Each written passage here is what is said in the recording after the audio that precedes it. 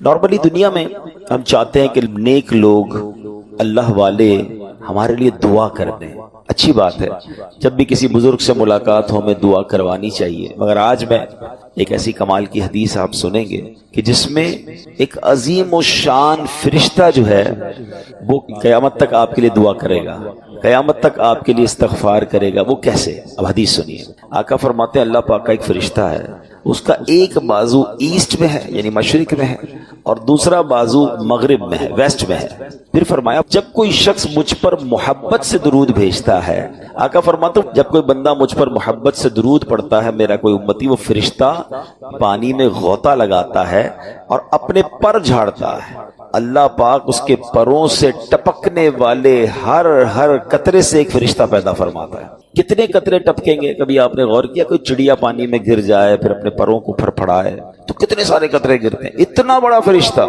اور جب وہ پر اپنے ہلاتا ہوگا تو کتنے قطرے گرتے ہوں گے، اور پھر اس سے کتنے فرشتے پیدا ہوتے ہیں۔ اچھا جب فرشتے پیدا ہوئے ان کی ڈیوٹی کیا ہے؟ نبی پاک فرماتے ہیں یستغفروا لذلک المصلی علی الی یوم القیامہ، آقا فرماتے اس کی ڈیوٹی کیا ہوتی ہے؟ پیدا ہونے والے ہر فرشتے کی، وہ فرشتے قیامت تک اس درود پڑھنے والے کے لیے استغفار یعنی دعائے مغفرت کرتے ہیں۔ ہائے ہائے، ایک درود پاک اس کی برکت سے کتنے فرشتوں کو اللہ پیدا فرماتے، اور سارے فرشتے درود پڑھنے والے کے لیے دعائے مغفرت کرتے ہیں۔ تو کاش رمضان میں ایسی درود پاک پڑھنے کی عادت بن جائے کہ پھر ہم پورا سال ہی درود پڑھنے والے بن جائیں۔ محبت کے ساتھ با آواز بلند درود پاک پڑھ لیں۔ صلو علی الحبیب صلی اللہ تعالی علی محمد صلی اللہ علیہ وسلم۔ شاعر لکھتے ہیں دل میں ہو میرے جائے محمد، دل میں ہو میرے جائے محمد، سر میں رہے سودائے محمد، جب گھبرائیں گے آسی ڈر کر، رحمت حق یہ کہے گی بڑھ کر، چین کریں شہدائے محمد صلی اللہ علیہ وسلم۔ ایک بار پھر درود پاک پڑھ لیں۔ صلو علی الحبیب صلی اللہ تعالی علی محمد صلی اللہ علیہ وسلم۔ ماہ رمضان میں بہت سارے تاریخی واقعات ہوئے ہیں۔ آج ایک عظیم الشان اسلام کی ہسٹری کا واقعہ جو ہے اس کی طرف ہم کچھ معلومات بھی حاصل کریں گے، اور قرآن کی روشنی میں اس سے کچھ پیغام لینے کی کوشش کریں گے۔ پہلے قرآن کی ایک آیت سن لیجئے۔ اللہ قرآن مجید میں ارشاد فرماتا ہے، پارہ نمبر 4 ہے، سورہ آل عمران ہے، اور آیت نمبر 139۔ اللہ ارشاد فرماتا ہے وَلَا تَهِنُوا وَلَا تَحْزَنُوا وَأَنْتُمُ الْأَعْلَوْنَ إِن كُنتُم مُؤْمِنِينَ۔ آسان ترجمہ قرآن کنز العرفان۔ اور تم ہمت نہ ہارو اور غم نہ کھاؤ، اگر تم ایمان والے ہو تو تم ہی غالب آؤ گے۔ سبحان اللہ۔ یہ آیت کس عظیم واقعے کی طرف اور کن عظیم لوگوں کی طرف اشارہ کرتی ہے انشاءاللہ ہم سمجھتے ہیں۔ اس آیت کو انڈرسٹینڈ کرنے کے لیے پہلے میں ایک اور واقعہ آپ کو سناتا ہوں۔ ایک بیان کیا جاتا ہے کہ کچھ لوگ بحری سمندر میں جا رہے تھے اور اچانک طوفان آ گیا، بحری جہاز بڑے بڑے ہچکولے کھانے لگا، تیز ہوائیں چلنے لگی، مسافر بڑے گھبرا گئے، کلمہ پڑھنے لگے، دعائیں کرنے لگے۔ سب کو ایسا لگتا تھا کہ اب سمندر میں ہمارا جہاز غرق ہو جائے گا، اور آس پاس طوفان اتنا تھا کہ ان کے قریب کچھ کشتیاں جو تھیں وہ ٹوٹ بھی گئیں، یعنی ہر طرف خوف کا عالم طاری ہو گیا۔ تو انہوں نے دیکھا کہ ایک بزرگ ہیں جو جہاز میں آرام کر رہے ہیں اور بڑے سکون سے پرسکون لیٹے ہوئے ہیں۔ گئے ان کے پاس، کہا حضرت ہماری حالت خراب، ہم سب کلمے پڑھ رہے ہیں، چیخو پکار مچی، آپ آرام سے سو رہے ہیں۔ تو انہوں نے جلدی سے جیسے ہی آنکھ کھولی تو کیا پڑھا؟ بسم اللہ الذی لا یضر مع اسمہ شیء فی الارض ولا فی السماء۔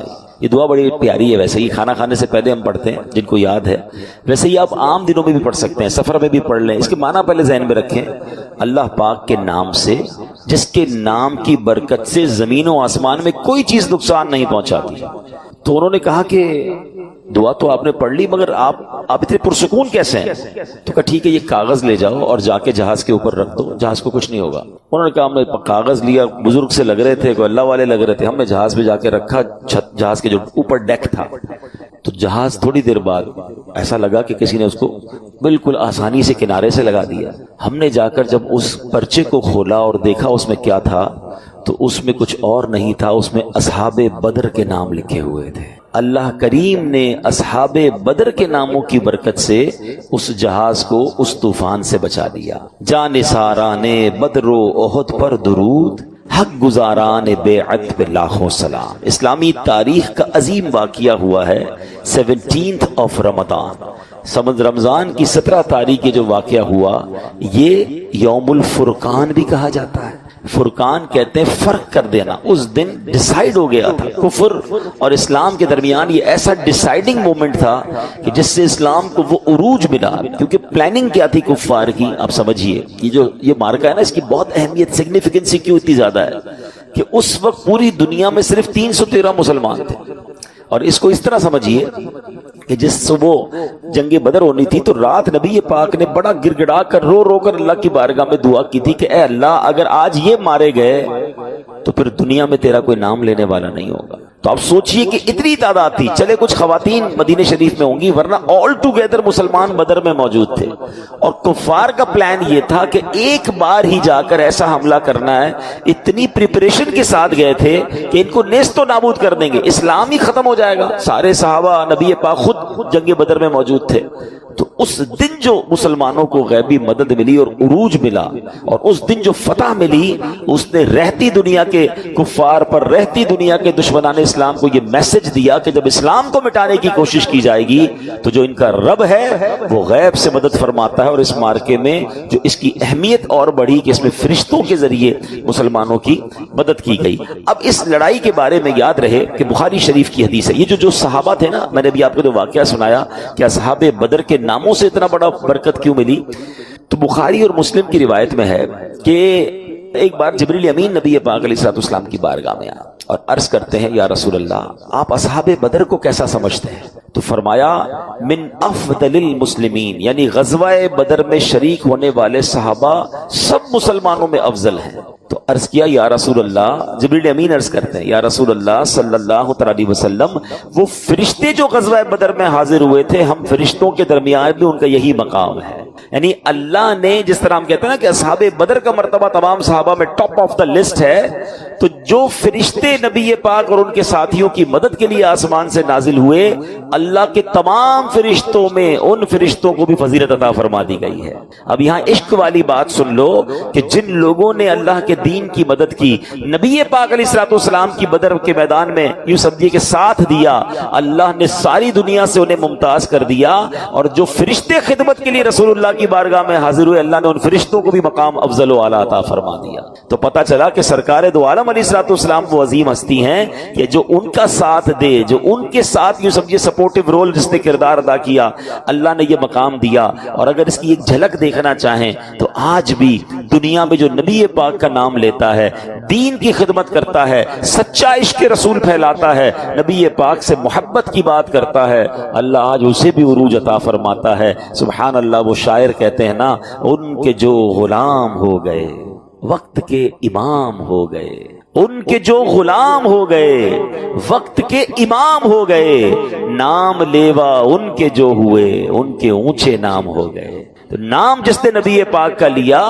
اللہ نے اس کے ناموں کو بھی اونچا کر دیا. اب اصحاب بدر کے بارے میں علماء فرماتے ہیں کہ ان کے ناموں کے وسیلے سے دعا کی جائے تو مراد پوری ہوتی ہے. ان ناموں کی برکت سے مریضوں کو شفا نصیب ہوتی ہے, چوروں لٹیروں سے حفاظت ملتی ہے, بے روزگاری ہو تو ان ناموں کی برکت سے روزگار نصیب ہو جاتا ہے. غرض کیسی مشکل ہو اصحاب بدر کے ناموں کے وسیلے سے دعا کریں, انشاءاللہ وہ مشکلات ٹلیں گی اور مرادیں پوری ہو جائیں گی. علماء کرام نے لکھا جو ان پاک ناموں کا ورد کیا کرے اللہ اسے ولایت کا تاج عطا فرما دیتا ہے. تو ان اللہ والوں کے نام لے کر اللہ کی بارگاہ میں ان کا وسیلہ پیش کریں, یا اللہ ان خوش نصیبوں پر تو نے رحمت فرمائی, فرشتوں کے ذریعے مدد فرمائی, اے اللہ ان کے صدقے ہماری بھی دعا قبول فرمائیں. یہ بڑے مقبول تھے. اچھا اب اس پوری غزوے کی ایک جھلک میں آپ کو, یوں تو بڑا طویل واقعہ ہے, انشاءاللہ ہم کسی موقع پر اس کو ڈیٹیل میں بیان کریں گے, لیکن چونکہ ینگسٹرز بھی موجود ہیں ایک چھوٹا سا میں سمرائز کر دیتا ہوں. یہ جو بارکہ تھا یہ غزوہ بدر 17 رمضان کو ہوا تھا. اچھا یہ 2 ہجری میں ہوا تھا. پہلے اس کی ڈیٹ سال سمجھیے گا. مسلمان بڑی مشکل سے ڈیفیکلٹی سے مکے سے مدینے پہنچے تھے, ابھی سیٹل ڈاؤن بھی نہیں ہوئے تھے, دوسرا ہی سال تھا. ان بدبختوں کو چین نہیں آ رہا تھا کہ یہ مدینے پہنچ کیسے گئے, یہ وہاں سکون میں کیوں ہیں. مکے میں تو روز لڑائی ہوتی تھی, روز مارتے تھے, روز مسلمانوں کو تکلیف تھی. اب مسلمان ہجرت کر کے اپنا سب کچھ چھوڑ کر مدینے چلے گئے کہ چلے اب وہاں رہیں گے. مگر دوسرے ہی سال ان ظالموں نے وہاں حملہ کیا اور پلان یہ تھا کہ ونس ان آل ان کو ختم کرنا ہے. اب صحابہ کتنے ہیں؟ 313. تلواریں کتنی ہیں؟ 8. ٹھیک ہے, رمضان شریف کے دن ہیں, کھانے پینے کا سامان بھی زیادہ نہیں تھا, مگر جوش ایمانی ایسا تھا, جذبہ جانثاری ایسا تھا کہ 1000 کا لشکر سامنے ہے اور یہ صحابہ ان کے سامنے کھڑے ہو گئے. روایت میں آتا ہے کہ نبی پاک علیہ الصلوۃ والسلام نے صحابہ سے ایک کوسچن کیا کہ ہم میدان بدر میں جائیں یا رک جائیں. ایک سجیشن تھا, ایک مشورہ تھا. صحابہ کا جو ریپلائی تھا نا ذرا سنیے گا. مسلمانوں کے پہلے خلیفہ حضرت ابوبکر صدیق اور دوسرے خلیفہ حضرت عمر فاروق اور دیگر صحابہ کرام نے عرض کیا, یا رسول اللہ, آپ کے لیے مکہ چھوڑا ہے, آپ کے لیے سب کچھ قربان کیا ہے, اب جانے بھی آپ کے نام پر قربان کریں گے. اب ہم سے نہ پوچھے جانا ہے کہ نہیں جانا, we are ready for everything whatever you want, آپ جو فرمائیں گے ہم اس کے لیے راضی ہیں. اب نبی پاک نے انصار کی طرف رخ کیا. ذرا سمجھیے گا, یہ بھی پتا ہونا چاہیے مہاجرین کون تھے, انصار کون تھے. مہاجرین وہ تھے جو مکے سے ہجرت کر کے مدینے آئے تھے, اور جو مدینے میں پہلے سیٹل تھے نا وہ انصار تھے, اور انہوں نے ہیلپ کی تھی مہاجرین کی. تو اب انصار سے پوچھا, کیونکہ وہ تو گھر بار میں رہتے تھے, ان کی تو فیملیاں بھی وہاں پر تھیں, جائیدادیں بھی تھیں, تو ان سے پوچھا. تو حضرت سعد بن عبادہ انصار کی طرف سے کھڑے ہوئے رضی اللہ تعالیٰ عنہ, عرض کرتے ہیں یا رسول اللہ, شاید اب ہم سے رائے لینا چاہتے ہیں, ہم سے یہ پوچھنا چاہتے ہیں کہ ہماری رائے کیا ہے. اے اللہ پاک کے آخری نبی صلی اللہ علیہ وسلم, میدان بدر تو یہ رہا, آپ اگر فرمائیں ہم تو سمندر میں اترنے کے لیے بھی تیار ہیں. آپ لٹرلی ان صحابہ کا جذبہ دیکھیں, فرماتے ہیں بدر کے بارے میں ہم سے سوال کر رہے ہیں, ہم سمندر میں اتر جائیں گے, آپ حکم فرمائیں. دوسرے صحابی نے عرض کیا, یا رسول اللہ, ہم بنی اسرائیل جیسے نہیں ہیں جنہوں نے حضرت موسیٰ سے کہا تھا, اور جو بنی اسرائیل نے حضرت موسیٰ سے کہا تھا نا وہ قرآن میں موجود ہے. قرآن کی آیت سنیے, فَاذْهَبْ أَنْتَ وَرَبُّكَ فَقَاتِلَا إِنَّا هَاهُنَا قَاعِدُونَ. انہوں نے حضرت موسیٰ کے ساتھ بے وفائی کر کے کیا کہا تھا, تو آپ اور آپ کا رب دونوں جاؤ اور لڑو, ہم تو یہیں بیٹھے ہیں. بنی اسرائیل نے دھوکہ دیا تھا نا حضرت موسیٰ کو. صحابی کہتے ہیں حضور ہم بنی اسرائیل نہیں ہیں, ہم جدھر کہیں گے آپ کے ساتھ جائیں گے, سب کچھ قربان کر دیں گے. یا رسول اللہ, اپنی جانیں آپ پر نثار کریں گے. سبحان اللہ, یہ کیسا شاندار جذبہ تھا صحابہ بدر کا. شاعر نے اس کا نقشہ بڑے پیارے انداز میں کھینچا ہے. وہ کہتے ہیں تھے ان کے پاس 2 گھوڑے, 6 زرہیں 8 شمشیریں, پلٹنے آئے تھے یہ لوگ دنیا بھر کی تقدیریں. سامان اتنا سا تھا اور پلان کیا تھا کہ دنیا کی تقدیر بدلنی ہے. نہ تیغ و تیر پر تکیا, نہ خنجر پر, نہ بھالے پر, بھروسہ تھا تو ایک سادی سی پیاری چادر والے پر. اے میرے پیارے اسلامی بھائیوں, اب کیا ہوا جب یہ جانیں ہتھیلی پر لگ کر اللہ کی راہ میں پہنچے نا, تو اللہ قرآن میں فرماتا ہے وَلَقَدْ نَصَرَكُمُ اللَّهُ بِبَدْرٍ وَأَنْتُمْ أَذِلَّةٌ, اور بے شک اللہ نے بدر میں تمہاری مدد کی جب تم بالکل بے سر و سامان تھے. اللہ پاک نے غزوہ بدر میں مسلمانوں کی مدد کے لیے پہلی جو مدد بھیجی, 5000 فرشتے بھیجے.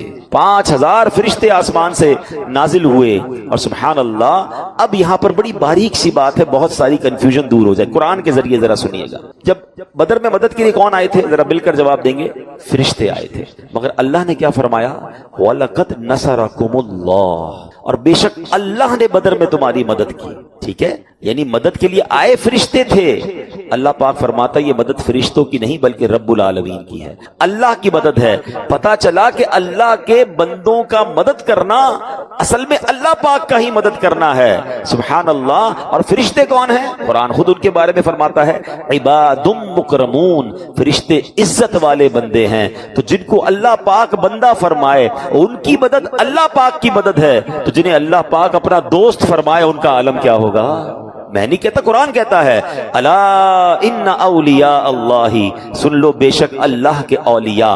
اولیاء کون ہوتے ہیں, ولی کہتے ہی دوست کو ہیں. تو بتائیے بندے مدد کریں تو اللہ فرمائے یہ میری مدد ہے, تو اگر اللہ کے ولی کسی کی ہیلپ کر دیں تو یہ بھی ایکچولی اللہ ہی کی مدد ہے. تو یہ کانسیپٹ اپنا کلیئر کر لیں کہ اگر کوئی اولیاء کرام یا صحابہ کرام کی طرف رجوع کرتا ہے, ذہن یہ نہیں ہوتا کہ یہ مدد کریں گے یا یہ اپنی حیثیت سے مدد کریں گے. اللہ اللہ کی عطا سے اللہ جسے چاہے اختیارات دے. تو اگر اللہ والے کسی کی مدد کرتے ہیں تو قرآن کی یہ آیت ہمیں بتا رہی ہے کہ وہ مدد دراصل اللہ کی ہے. یہ شرک نہیں. شرک یہ ضرور ہے کہ کوئی کہے کہ جناب فلاں شخصیت میری مدد کر رہی ہے, وہ اللہ سے نہیں اپنی طرف سے لے کر دے رہی ہے, اللہ سے لے کر نہیں دے رہی. تو جناب ہمارا یہی عقیدہ ہے کہ دینے والی ذات صرف رب کی ذات ہے, خالق و مالک وہی ہے. ہاں وہ جس پیارے کو چاہے, جس اپنے جو ہے وہ برگزیدہ بندے کو چاہے اختیارات عطا فرمائے. تو یہ جب بات سمجھ آ جائے گی تو یہ کنفیوژن جو ہے وہ کلیئر ہو جائے گی. اب آخری بات, اب اس ٹاپک کو ایک اور طرف لاتے ہیں. اب آج کل بڑی باتیں ہوتی ہیں کہ بھائی جب فرشتوں کی مدد بدر میں ہو سکتی تھی تو آج اللہ مدد کیوں نہیں فرماتا؟ آج تو مسلمان بڑی تکلیف میں ہیں, ہر طرف مسلمان ذلیل و خوار ہو رہے ہیں, کہیں دھماکے ہو رہے ہیں تو کہیں جناب مسلمان غربت کا شکار ہیں, تو کہیں مسلمانوں کو دبایا جا رہا ہے, کہیں جناب غیر مسلموں کی فوجیں تباہی مچا رہی ہیں. تو جناب آج بھی تو کلمہ گو ہیں, آج وہ مدد کیوں نہیں آ رہی؟ Relevant question. سبحان اللہ. تو آج ذرا بڑا سادہ سا جواب ہے جو میں نے شروع میں آیت تلاوت کی تھی. اللہ نے کیا فرمایا؟ وَلَا تَهِنُوا وَلَا تَحْزَنُوا وَأَنْتُمُ الْأَعْلَوْنَ إِن كُنتُم مُؤْمِنِينَ. اللہ نے فرمایا تم ہمت نہ ہارو اور غم نہ کھاؤ, اگر تم ایمان والے ہو تو تم ہی غالب آؤ گے. اس کا مطلب یہ ہوا اے محبوب علیہ السلام کے غلاموں, غالب تم ہی رہو گے, سپیریورٹی تمہیں ہی ملے گی. شرط ایک ہی ہے, اللہ نے قرآن میں بیان فرما دیا, سچے ایمان والے ہو جاؤ, اللہ پاک پر کامل بھروسہ رکھنے والے ہو جاؤ. یہ شرط پوری کر دی جائے, ایمان پختہ کر لیا جائے, ہمیشہ اسلام غالب رہے گا. اور آپ غور کیجئے نا, جس زمانے میں حضرت عمر کی حکومت تھی, آدھی دنیا پر حضرت عمر کی حکومت تھی, اتنی ٹیکنالوجیز تو نہیں تھی نا, مگر ایمان مضبوط تھا. شاعر مشرق لکھتے ہیں نا, فضائے بدر پیدا کر. ایک کنڈیشن ہے, فضا وہ والی پیدا کرو نا. ایمان کیسا تھا؟ اللہ پر بھروسہ تھا, ہتھیاروں پر نہیں تھا, پکے مسلمان تھے نا. فضائے بدر پیدا کر, فرشتے تیری نصرت کو اتر سکتے ہیں گردوں سے کتار اندر کتار اب بھی. یعنی آج بھی فرشتے مدد کو آ سکتے ہیں اگر وہ بدر والی فضا پیدا کر لی جائے, وہ ایمان کا لیول کر دیا جائے. ایک اور جگہ شاعر مشرق نے سمجھایا نا, حضرت ابراہیم کا جو واقعہ ہے, ارے وہ آگ باغ کیسے بن گئی, آج تو آگ جلا دیتی ہے. تو وہ لکھتے ہیں نا, اگر آج بھی ہو ابراہیم سا ایمان پیدا, there is only one condition, ایمان کا لیول وہ چاہیے. اگر آج بھی ہو ابراہیم سا ایمان پیدا, آگ کر سکتی ہے انداز گلستان پیدا. آج بھی آگ باغ بنے گی, آج بھی فرشتے مدد کو آئیں گے. لیول آف ایمان وہ ریکوائرڈ ہے. ایمان کا لیول تو ہمارا یہ ہو گیا ہے کہ جناب آج تو بندہ کہتا ہے جھوٹ نہیں بولیں گے نا تو کاروبار نہیں چلے گا. مولانا صاحب آپ سمجھا تو رہے ہو جھوٹ حرام ہے, مگر ساری مارکیٹ جھوٹ بولتی ہے. آج سود کا کام نہیں کریں گے تو کیسے؟ حضرت آپ کو نہیں پتا, سود کا کام کریں گے نہیں تو ہمارا بلڈنگ ہی نہیں کھڑی ہو سکے گی, ہمارا امپائر ہی کھڑا نہیں ہوگا, ہمارا بزنس ہی یعنی ہمیں ایمان کا وہ کمزور لیول ہو گیا. بلکہ لوگ کہتے ہیں نماز پڑھنے دکان چھوڑ کے جاؤں گا تو کاروبار کیسے چلے گا.